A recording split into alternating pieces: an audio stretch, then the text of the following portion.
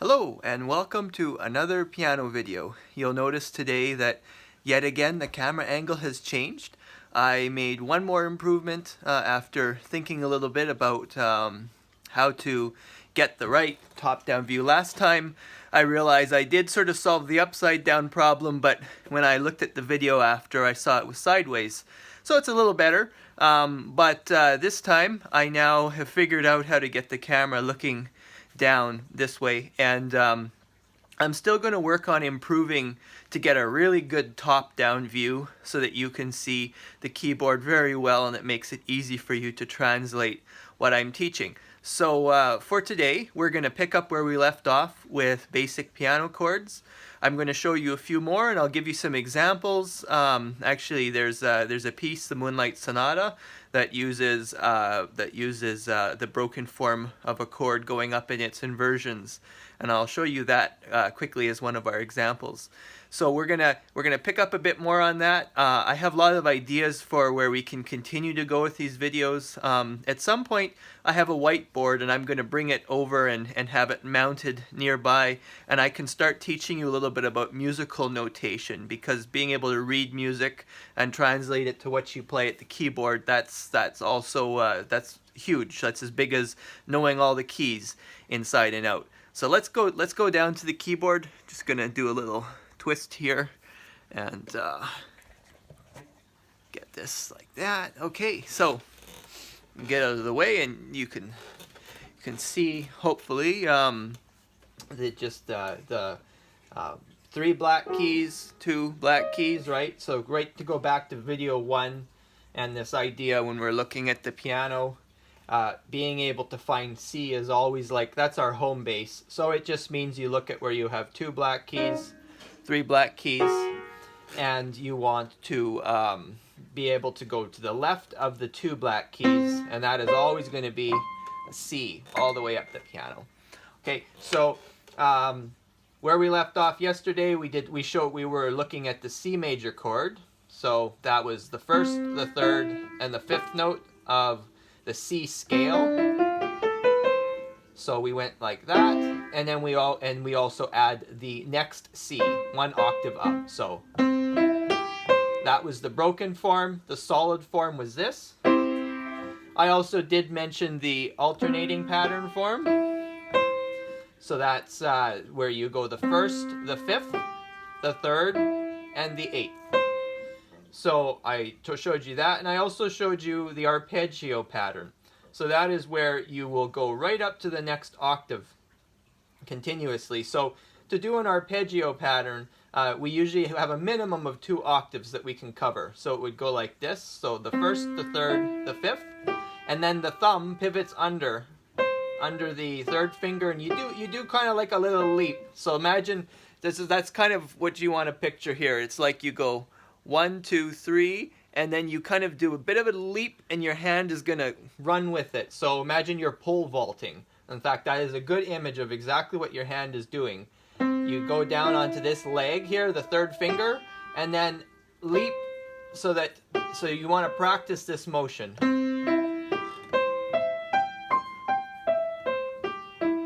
Now the reason that you want to really hone that and fine-tune it is because, listen to this. See that little hesitation? You don't want that when you're practicing smoothly. You want it to be nice and perfect. So it's evenness between notes. That's always important in music. If you're playing and you're supposed to have 4 notes played in one beat, you want to hear 1, 2, 3, 4, 5, 6, 7, 8, 1, 2, 3, right? So you play 1, 2, 3, 4, 1, 2, 3, 4. It should be steady and even, like a march. You don't want to be having even a slight hesitation between steps. So chords is where you do start to get into a lot of finger evenness issues, because you are jumping a bit more. Whereas with scales, it's more like you're walking.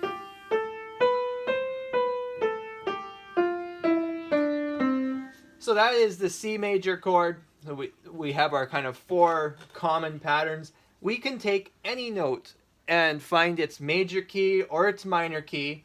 And in fact, what I'm going to do today is we're going to actually just go up a semitone. So we're going to go from C to C sharp, and we're gonna see how what is the, well, actually we did C sharp minor a few videos ago, but just for quick review, let's apply what we've learned, especially now that you're looking at the piano the same way I am. It's worth walking through this again. So C sharp, our rule was to go up by 3 semitones to find the relative major. So in other words, we want to find the key signature of E major. So walking between this E and this E, what are the sharps that we're going to hit? Well, sharps or flats. Now, of course, just if we do this enough times, like a little quick thing, if you go up the circle of fifths, you're going to hit all white keys, okay? So it means that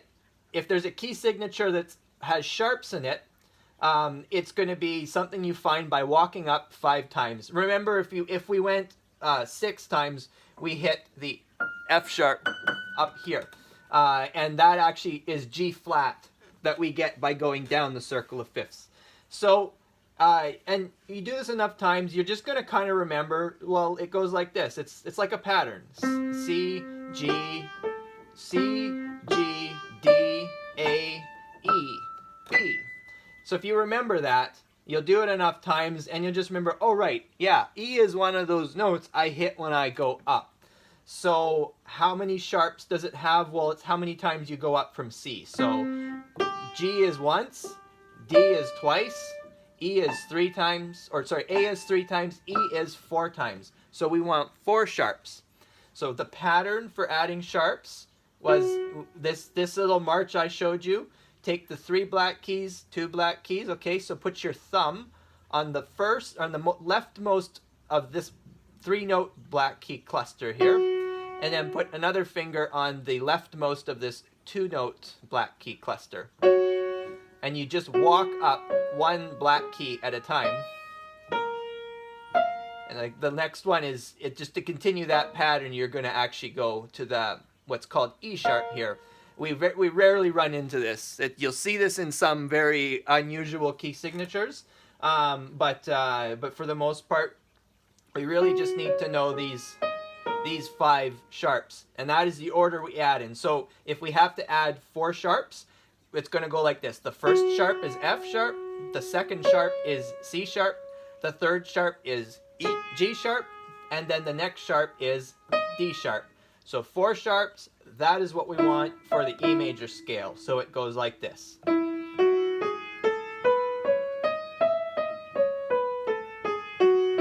The C and the G, or the F and the G, the C and the D are made sharp.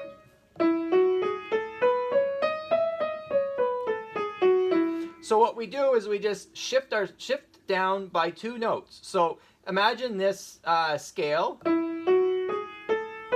So the 6th note, that would be 2 notes down from hitting the top. So in other words, begin it 2 notes down on the 6th note.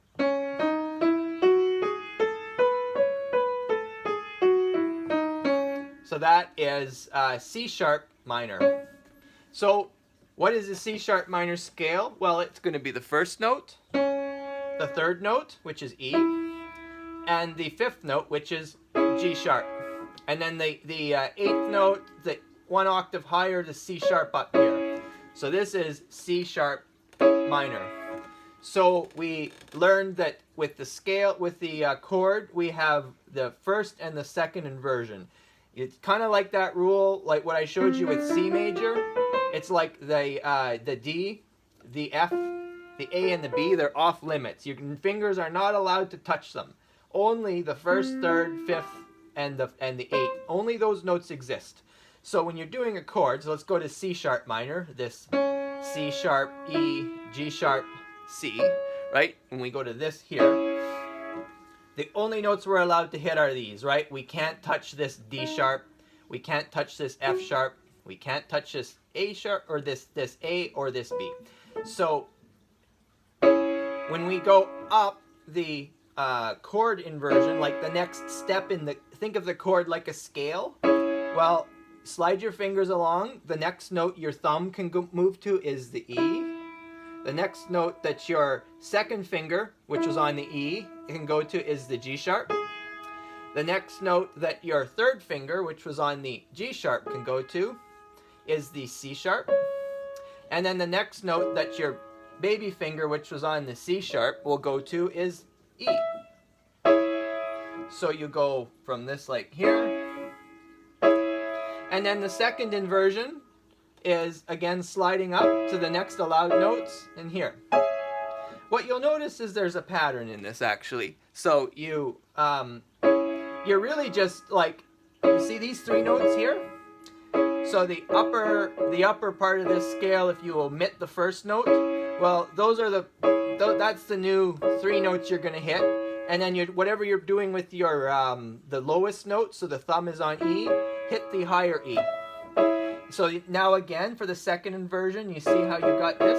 So these upper three notes are going to be the first three notes of the next inversion, and what your thumb is hitting, the lowest note, hit the octave higher, so the G sharp. So that is a C sharp minor scale, or chord. We can do it in broken form.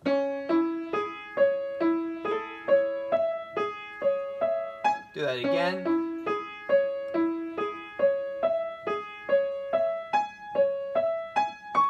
If I went up past the second inversion, I'm just doing this original, what's called the root inversion, again, or root form of the chord. So I can go up, and then you just can go take the thing and go backwards.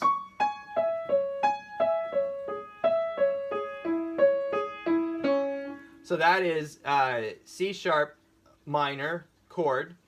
And we could do the arpeggio, right, if we want to practice that. This one is a little trickier. Actually, often what's done here, you wanna avoid, because okay, look at this. We could do a leap. As you get better at piano and you push into some virtuoso pieces like Liszt and some of the advanced Chopin etudes. They train you to not get uncomfortable at some crazy leap like this. But as you see, it's so easy to just miscalculate how far you have to leap. And then, of course, because you're on black keys, you're going from a black key to a black key, so easy to slip. So it takes a lot of practice. But one way this is often done to avoid awkward leaps is to start on the third finger and to cross, like, so essentially like you're starting here.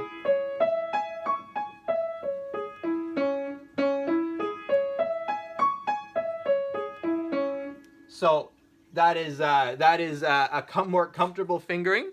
You'll usually, if you have a C sharp minor arpeggio like that, you usually will do something like do the most practical thing, unless there is a reason to do something different. And it'll all come down to the piece you're playing, the passage, and what you're trying to do, as well as what the composer's intention was in giving that. Sometimes a composer will want you to do this because the thing might be an etude designed as an exercise.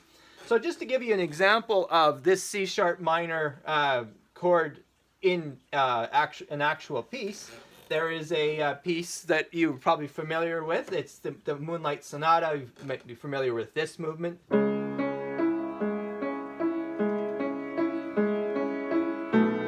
Oops.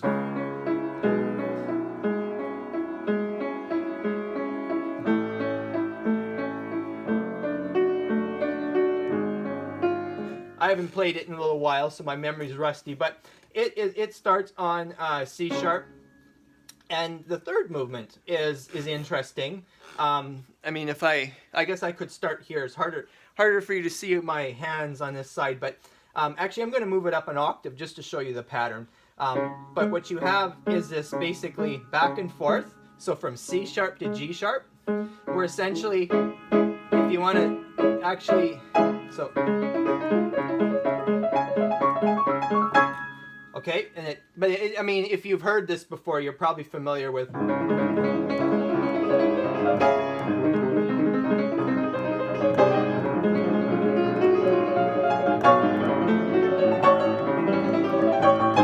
something like that.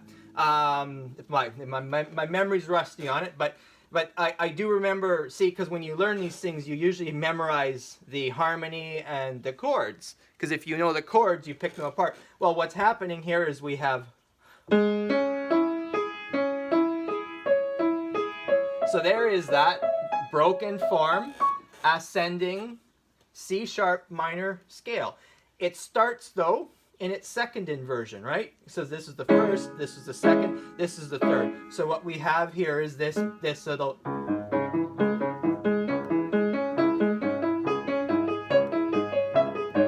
And then at the top, it's... So it's all the C-sharp minor scale that we just learned.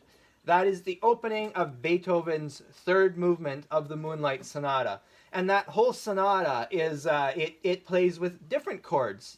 We could, I mean, at some point, I will start learning it again, practice it up, and I'll probably do a series on how to learn that piece. Because I learned it when I was a teenager, and it used to be my favorite piece to play. So there's a lot we could pick apart, and actually you'll see when we do a series on different pieces, everything that we're learning here is going to be like a component. So in order to make sense of a lot of that stuff, you'll want to watch these videos through. So I hope that has been this has been a good lesson. I will move this back up to me. Eventually, I guess now the next problem to solve is you don't see my hand when I turn it.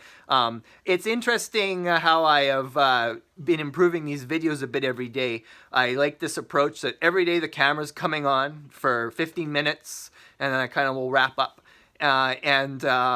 So it means that I don't have to, you know, solve a problem, make it a bit better, and I constantly can think about what to do in the next video. Yeah, well, I'm sure there'll be some new trick you're going to see next time to make this a little bit easier for you to follow, and that's my goal, to make these very helpful, very clear, and the best they can be. Improve a little bit every time. That is that's the core foundation. If you're learning piano, that attitude. Just show up at the piano, put your time in, and improve just a little bit. Get just a little bit better. And that adds up over time, a little bit every day. And if you keep doing that, you will change enormously over a period of, say, months or whatever. It's just that you don't have to be perfect right out the door. And I hope these videos reflect that philosophy, because I very much live that philosophy. So if you have some requests for videos, please let me know in the comments. I'm just going to keep making these. I have endless ideas for videos I can make, so regardless, I'm going to just keep doing what I do. But I do love hearing feedback, and I like to make videos that I know people want to see. Like, there's somebody out there that actually has a request for a certain a demonstration or whatever it may be. So thank you for watching, and until next time, keep practicing, and remember I have Patreon set up. It's patreon.com/JohnRobin if you do want to support me and help me to keep making these videos better and to do more of them. All right, have a great day.